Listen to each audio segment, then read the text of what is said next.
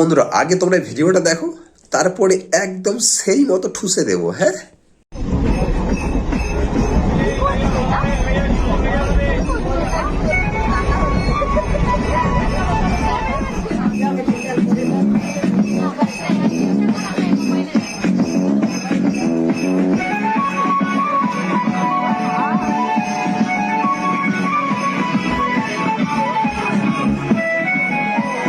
আরে চুলকানি উঠেছে, চুলকানি। আর এই চুলকানি যাতা চুলকানি না, এটা হলো ভাইরাল হবার চুলকানি। হ্যাঁ, রাতে যখন চুলকানি ঠিকঠাকভাবে পাই না, তাই ট্রেনে চুলকানি করতে আসি, যাতে তাড়াতাড়ি চুলকানি মিটে যায় আর ভাইরাল হয়ে যায়।